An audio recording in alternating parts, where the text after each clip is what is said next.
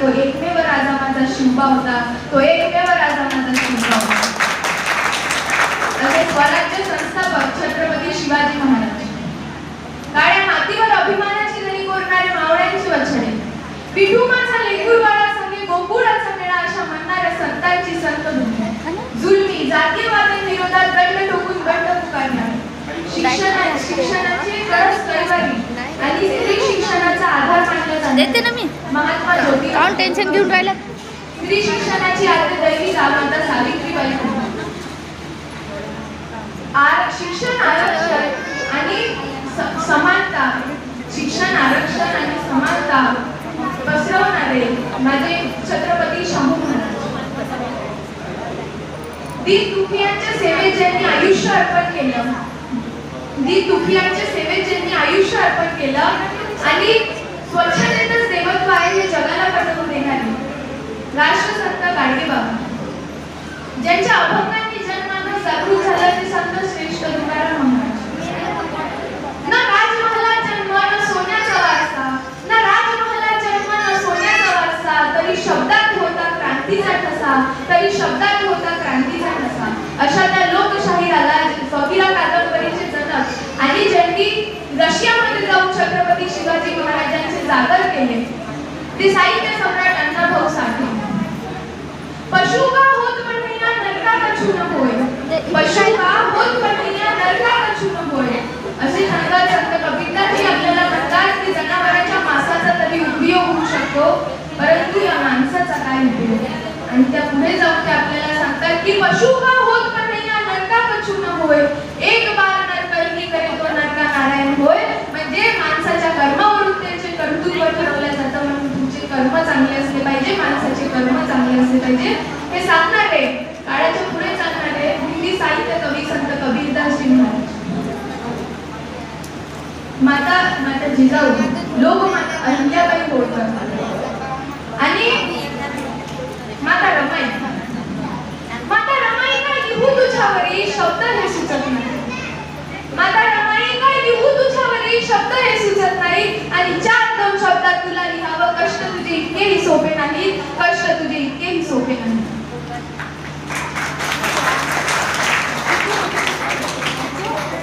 इथे एक गोष्ट सांगते तुम्हाला, टाळ्या जर वाजवायच्या असेल तर इमानदारीने टाळ्या वाजवा. एक-दोन जण वाजवत आहे आणि बाकीचे पाहत आहेत असं नाही झालं पाहिजे. कारण टाळ्या वाजवणं म्हणजे नुसतं हाताला हात मारणं नसतो, तर मी जे बोलत आहे हे तुम्हाला समजत आहे आणि तुम्हाला समजत आहे हे मला समजण्यासाठी तुम्हाला टाळ्या वाजवायच्या.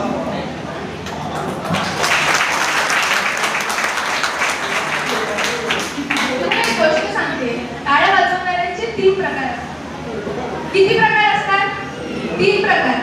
हे हा संवाद एकतर्फा नाही झाला पाहिजे, तर तुम्ही पण माझ्यासोबत आले पाहिजे. त्यासाठी माझ्या प्रश्नाची उत्तर तुम्हाला द्यावं लागतं. टाळ्या वाजवणाऱ्यांचे किती प्रकार असतात? 3 प्रकार.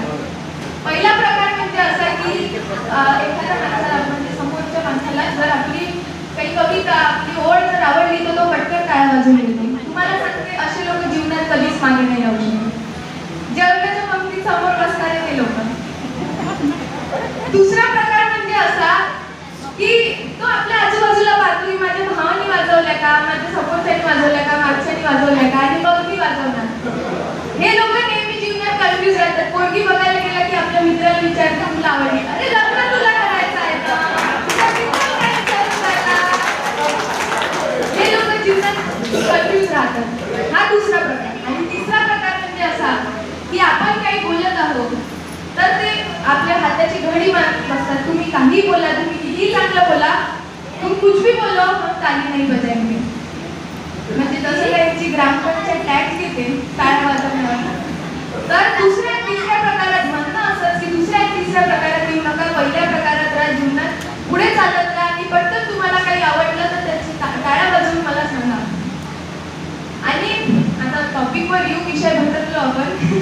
टॉपिक असं होतं की माता रमाई काय लिहू तुझ्यावरी शब्द हे सुचत नाही, माता रमाई काय लिहू तुझ्यावरी शब्द हे सुचत नाही, आणि 4-2 शब्दात तुला लिहावं कष्ट तुझे इतकेही सोपे नाही, कष्ट तुझे इतकेही सोपे नाही.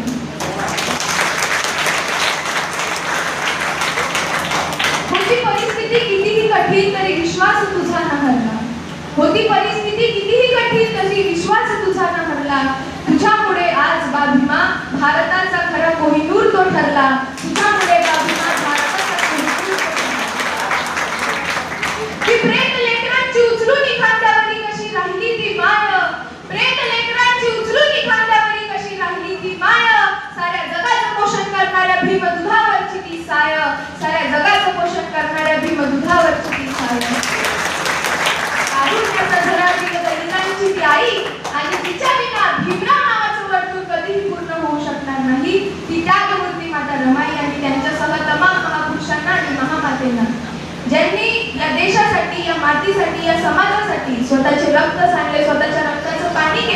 त्या सर्व महापुरुषांना आणि महामातेंना मी सर्वप्रथमतः दिवाळवरले आणि आज माझ्या इथे समोर बसलेले विचार मंचावरील माझ्यापेक्षा वयाने आणि विचारांनी ज्येष्ठ आणि श्रेष्ठ असलेले सर्व मान्यवरगण व आज इथे माझ्या समोर बसलेले तमाम एखाद्या बोलणाऱ्याचा आत्मा मानल्या जाणारे आणि ही ज्ञानगंगा समाजात प्रस्थापित करणारे भगीरथ रूपी भीम सैनिकांना मी किंचन भालेराव मानाचा मुजरा करते, वंदन करते, नमस्कार करते. खरं तर मला इथे वेळेची पाबंदी दिली आहे तर मी जास्त वेळ तुमच्यासमोर बोलणार नाही. खरं तर मी जास्त वेळ तुमच्यासमोर बोलणार नाही, पण मी एक शब्द देते की मी जितकाही वेळ बोलली त्या वेळेमधून तुमचा एकही सेकंद हा वाया जातो आहे असं तुम्हाला वाटणार नाही. कारण जयंती एखादी एक दिवस असते, एक दिवस आपण सगळे या ठिकाणी जमतो, तर मला असं वाटतं की तुम्ही वेळ काढून या ठिकाणी यावं. तर मी तुम्हाला सांगते मी फक्त 16 वर्षाची आहे. मी काही फार जास्त मोठी नाही आहे, मी फक्त 16 वर्षाची आहे. आणि मी परंतु असं नाही की मी या ठिकाणी पहिल्यांदा उभी आहे किंवा मी पहिल्यांदा माईकला हात लावला किंवा पहिल्यांदा माझे विचार या ठिकाणी मांडत असं नाही. मी आधीही फार फार व्याख्यान केलेले आहे. प्रत्येक ठिकाणी मी बोलायला जाते, माझे विचार या समाजात पसरवण्याचं काम मी करते, महामानवाचे विचार या समाजात पसरवण्याचं काम मी करते. आता हे सर्व सांगून मी स्वतःची तारीफ नाही करत आहे. हे सर्व सांगण्याचा तात्पर्य असा की मला बरेच लोक विचारतात की तू प्रत्येक स्टेजवर दिसते, मग तो भीम जयंतीचा असो किंवा शिव जयंतीचा असो, तुमची खरी विचारधारा काय? मग जेव्हा मला लोक असं विचारतात की तुझी खरी विचारधारा काय, तेव्हा मला त्या लोकांना एक उत्तर द्यावं असं वाटतं. आणि उत्तर देताना मला सांगावं असं वाटते. मी 2-3 दिवसाआधी वाचलं पेपरमध्ये की पुण्यामध्ये कोणीतरी डॉक्टर बाबासाहेब आंबेडकरांच्या पुतळ्याची विटंबना केली आणि संताप्त जमावाने दुसऱ्याच दिवशी छत्रपती शिवाजी महाराजांच्या पुतळ्याची विटंबना केली. तुम्हाला सांगते, इथंच आम्हाला आमचं अज्ञान नडतं. ही आहे खरी विचारधारा. जरी आम्हाला माहित आहे की डॉक्टर बाबासाहेब आंबेडकरांनी चौदार तळ्याचा सत्याग्रह केला, परंतु आम्हाला हे नाही माहित की त्या सत्याग्रहाआधी डॉक्टर बाबासाहेब आंबेडकरांनी रायगडावर जाऊन छत्रपती शिवाजी महाराजांच्या समाधीचे दर्शन घेतले, त्यांचा आशीर्वाद घेतला आणि त्यानंतर डॉक्टर बाबासाहेब आंबेडकरांनी चौदार तळ्याचा सत्याग्रह केला. मित्रांनो, तुम्हाला सांगते, या मोठ्या लोकांचे मन जुळलेले असतात, त्यांचे विचार जुळलेले असतात. आपल्याला माहित आहे की डॉक्टर बाबासाहेब आंबेडकर, छत्रपती शिवराय, शाहू फुले हे एका जातीचे नव्हते व त्यांचे विचार एका जातीचे होते. त्यांचे विचार आपल्याला आत्मसात करावे लागतील. आणि म्हणूनच मी असं नेहमी म्हणते, ही पंक्ती माझ्या प्रत्येक भाषणात राहते की अंधार फार झाला, आता दिवा पाहिजे. लक्ष देऊन ऐका. अंधार फार झाला, आता दिवा पाहिजे. माझी जाऊ पुन्हा एकदा या राष्ट्राला शिवबा पाहिजे. माझी जाऊ पुन्हा एकदा या राष्ट्राला शिवबा पाहिजे. आणि त्या पुढे जाऊन असं म्हणते की अंधार फार झाला, आता दिवा पाहिजे. माझी जाऊ पुन्हा एकदा या राष्ट्राला शिवबा पाहिजे. परंतु आता काळ बदलला आहे. त्या शिवरायांच्या हाती तलवारीची गरज नाही, त्या तलवारीच्या जागी एक पेन पाहिजे. आणि त्या पेनाला धार मात्र डॉक्टर बाबासाहेब आंबेडकरांच्या विचारांची पाहिजे. तेव्हा आमच्या समाजाची खरी प्रगती होईल असं मला वाटतं. मला सांगते, आपले म्हणजे 3 वरचे वर्ण सोडले. 3 वरचे वर्ण म्हणजे कोणते? आपले ब्राह्मण, क्षत्रिय आणि वैश्य हे 3 वरचे वर्ण सोडले तर आम्हाला जे आपला जो समाज आहे, आपल्या समाजाला कुठलेही मूलभूत अधिकार नव्हते. आणि एका दिवशी अशीच पालखी निघाली. 1600च्या दशकातली गोष्ट आहे. एका दिवशी अशीच पालखी निघाली आणि पालखीजवळ छत्रपती शिवाजी महाराज उभे होते. आणि महाराजांनी माझ्या राजांनी सहजपणे म्हटलं महाराजांनी की वडाळ्यातील रामोशी समाजाचे बांधव बाजूला उभे होते, दुरून पाहत होते पालखीला. पालखी जात होती आणि राजाने म्हटलं की बांधवांनो या आणि पालखीला खांदा द्या. आता माझ्या राजाने सहजपणे हे म्हटलं, परंतु तसंच महाराजांनी वडाळ्यातील रामोशी समाजातल्या माझ्या बांधवांना म्हटलं की या आणि पालखीला खांदा द्या. त्या महाराजांच्या बोलण्यावर पंत म्हणाले, महाराज आम्हाला माफ करा. जर हे वडाळ्यातील रामोशी समाजातले लोक, जर हे वडाळ्यातील रामोशी समाजातले बांधव आमच्या पालखीला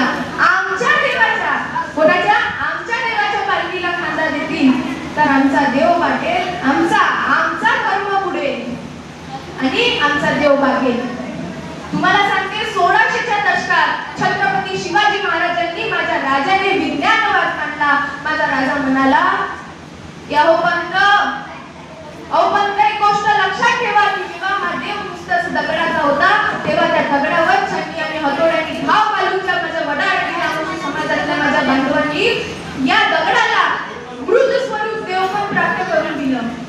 बरोबर आहे ना? मृत स्वरूप देव पण प्राप्त करून दिलं. तेव्हा त्यांच्या सावल्या, त्यांच्या कुटुंबाच्या सावल्या हजारो वेळा, कित्येक वेळा त्या देवावर पडल्या, त्या दगडावर पडल्या. तेव्हा जर माझा धर्म बुडाला नाही, तेव्हा जर आपला धर्म बुडाला नाही, आमचा देव पाठला नाही, तर तो आजही नाही पाठेल. पण एक गोष्ट लक्षात ठेवा की देव हा दगडात नसून तर देव हा माणसात असो. हा विज्ञानवाद मांडणारा, 1600च्या दशकात हा विज्ञानवाद मांडणारा राजा म्हणजे छत्रपती शिवाजी महाराज.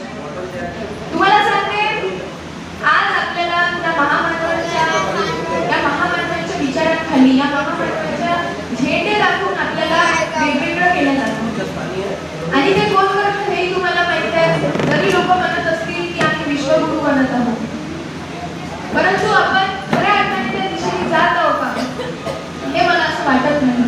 आपल्याला शिवराय शाहू फुले आंबेडकरांच्या खाली आपल्याला वेगवेगळ्या झेंडे दाखवून आपल्याला वेगवेगळ्या जातीमध्ये, धर्मामध्ये आपल्याला वाटून दिल्या जातात आणि आपल्यामध्ये भांडणं लावल्या जातात. आणि हे नेते मंडळी आपल्या याच्यावर ऐश करतात. आता त्या टॉपिकवर बोलायला मला असं वाटतं की माझं वय फार लहान आहे त्या टॉपिकवर बोलायला, म्हणून पुढच्या वेळेस आल्यावर आपण त्याच्यावर बोलू. आज मी फक्त एवढंच बोलायचं आहे मला की शिवराय शाहू फुले आंबेडकर हे एका जातीचे नव्हते, पण त्यांनी एकमेकांना पाहिले सुद्धा नव्हते. तर ते एकमेकांच्या विचारांवर चालत होते, त्यांनी एकमेकांचे विचार आत्मसात केले होते. आणि म्हणूनच एक गोष्ट लक्षात ठेवा, एक गोष्ट ऐका की छत्रपती शिवराय घरात माझ्या, की छत्रपती शिवराय घरात माझ्या, तर घरात तुझ्या भीमबा असलेच पाहिजे. की छत्रपती शिवराय घरात माझ्या, तर घरात तुझ्या भीमबा असलेच पाहिजे. जसे शिवसैनिक भीम जयंतीला आले होते, जसे भीम सैनिक शिवजयंतीला आले होते, जसे भीम सैनिक शिवजयंतीला आले होते, जसे शिवसैनिक भीम जयंतीला आले होते, तसेच भीम सैनिक सुद्धा शिवजयंतीला आलेच पाहिजे. आणि माणुसकी धर्म या दोघांचा इतका घट्ट असावा, माणुसकी धर्म या दोघांचा इतका घट्ट असावा की माझ्या जय शिवराय बोलण्यावर तुमचा सुद्धा जय भीम आलाच पाहिजे, तुमच्या जय भीम बोलण्यावर माझा सुद्धा जय शिवराय आलाच पाहिजे.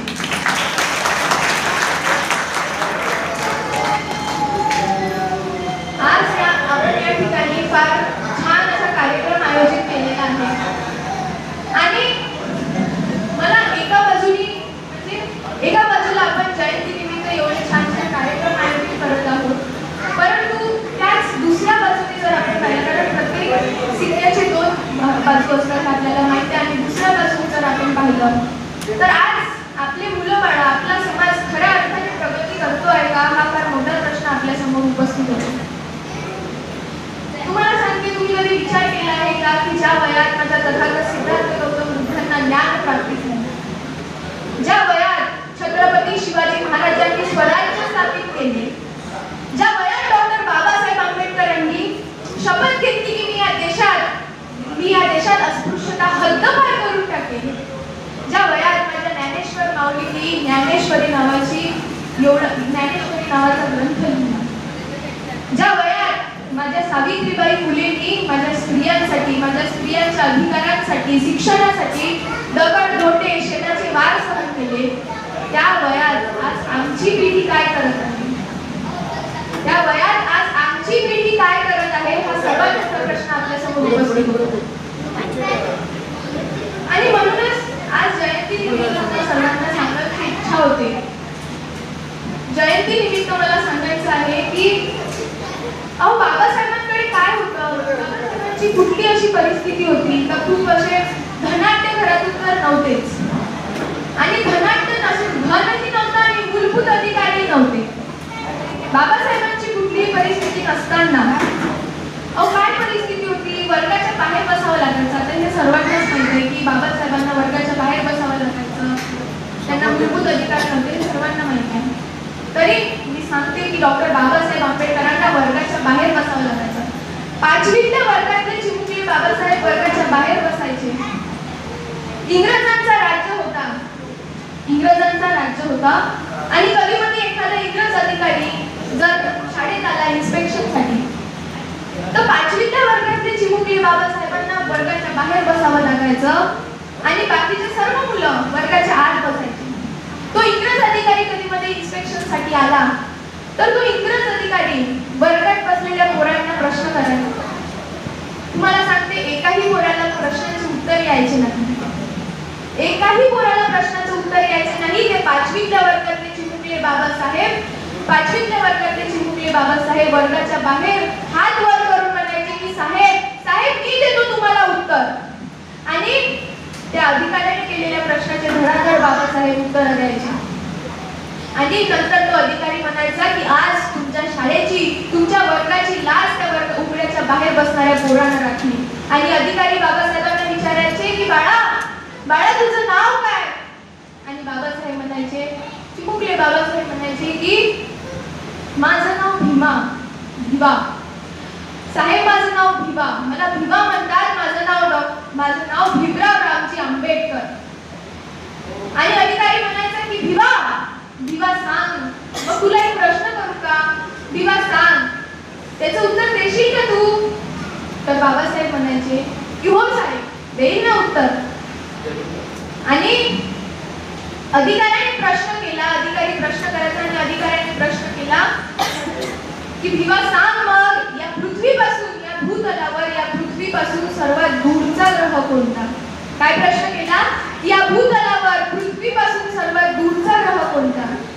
आणि 5वीतल्या वर्गातले चिमुकले बाबासाहेब मान खाली जायची आणि डोळ्यातून अश्रू यायचे. बाबासाहेब म्हणायचे की साहेब मला या पृथ्वीपासून सर्वात दूरचा ग्रह कोणता हे तर माहित नाही, परंतु माझ्यासाठी सर्वात दूरचा ग्रह तो वर्गाच्या कोपऱ्यात ठेवलेला पाण्याचा माठ.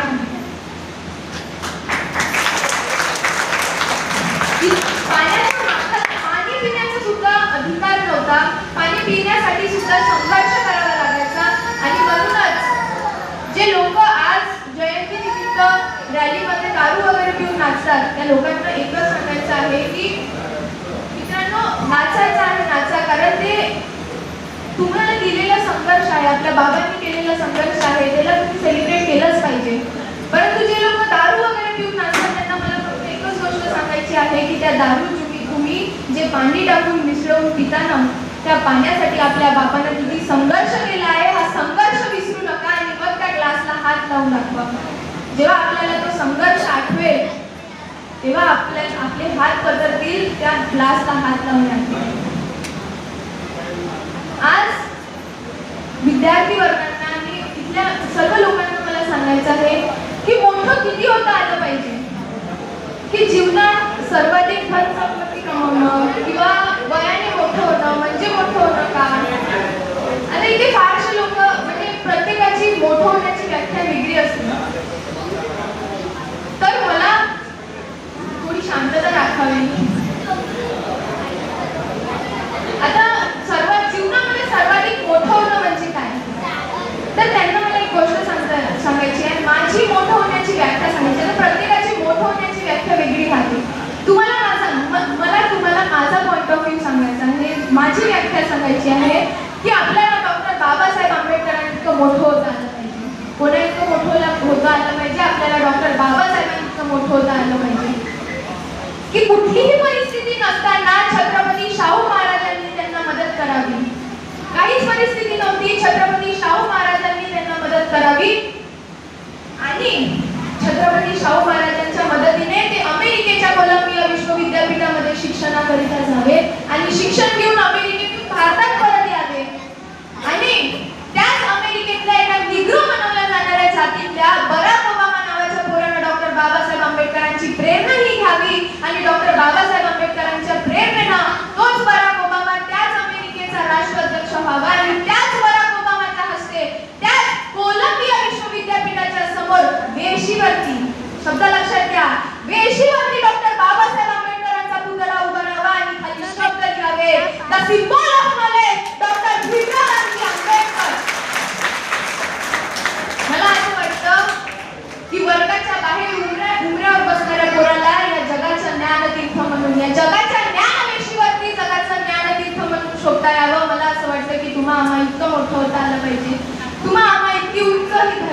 आलं पाहिजे.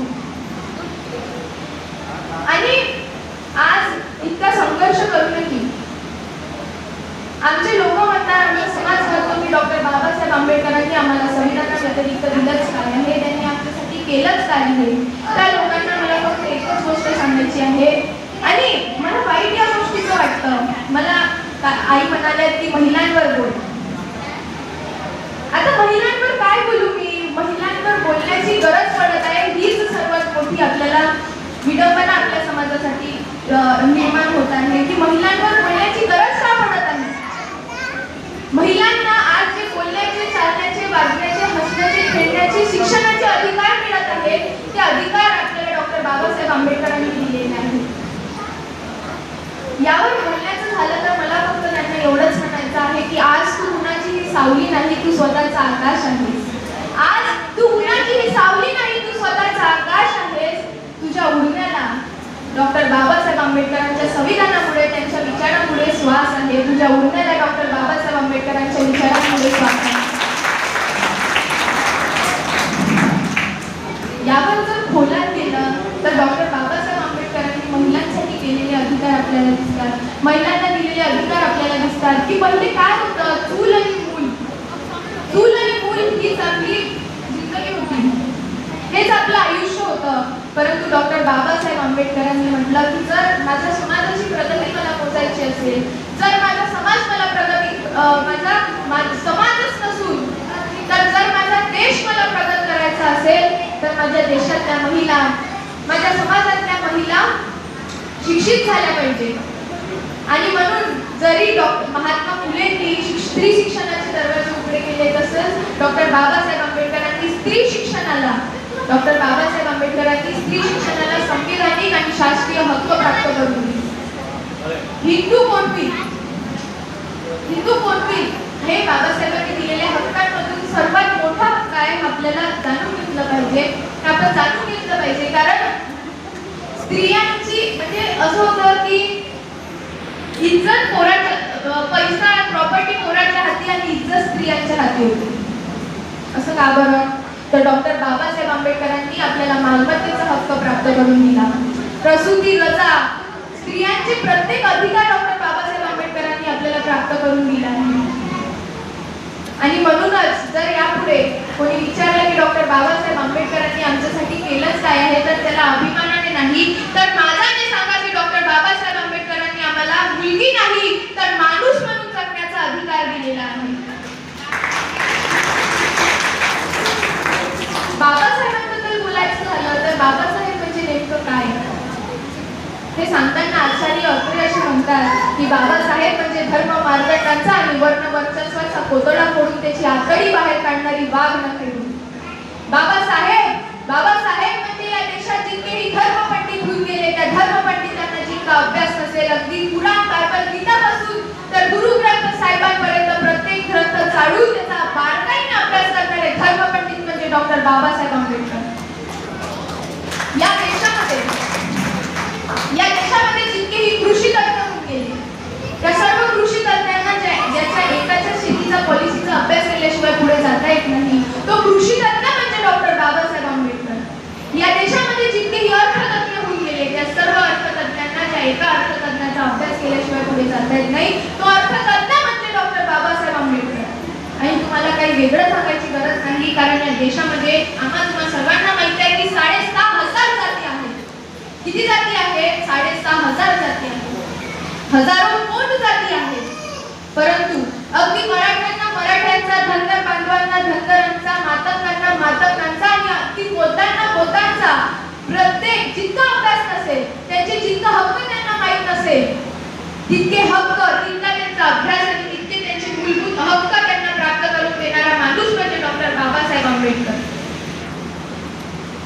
तुम्हाला सांगते बाबासाहेब आंबेडकर म्हणजे नेमकं काय. तुम्हाला मी आजपासून 1.5 वर्ष मागे नेते. आणि 1.5 वर्ष मागे जर गेलं तर एक बिमारी आली होती, चायनानं पसरवली ती, तुम्हाला सर्वांनाच माहित आहे, कोरोना. त्या कोरोनाच्या काळामध्ये आम्ही दुसरं तिसरं काही शिकलो न शिकलो, पण आम्ही एक परिस्थिती फार जवळून आम्ही पाहिली आणि ती परिस्थिती म्हणजे अस्पृश्यता. आम्हाला कळलं की म्हणजे लोक एकमेकांच्या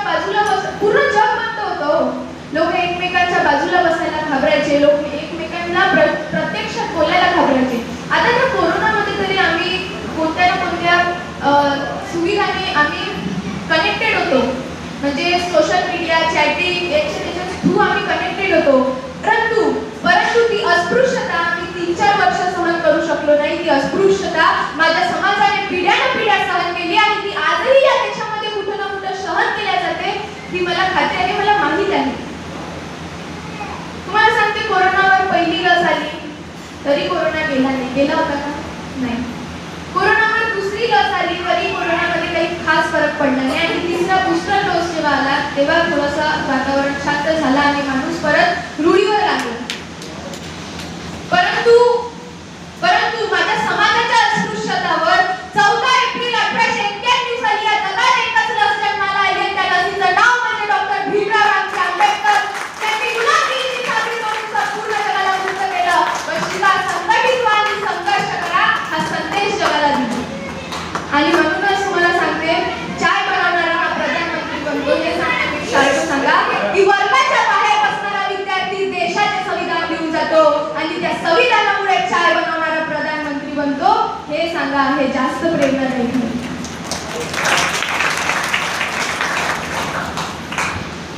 आणि वेळ फार कमी आहे माझ्याकडे तर मी इथेच थांबते आणि जाता जाता फक्त तुम्हाला एकच गोष्ट सांगते की आज आमच्याकडे जसं काल तुम्ही त्यांना डॉक्टर बाबासाहेब आंबेडकर बनवलं आणि स्वराजला शिवजयंतीच्या वेळेस छत्रपती शिवाजी महाराज बनवलं, बाळ शिवाजी बनवलं. यांच्याप्रमाणे मला असं वाटतं की आमच्या घरात या सर्व महापुरुषांचे आणि महामातेंचे फोटो हे असले पाहिजे. आणि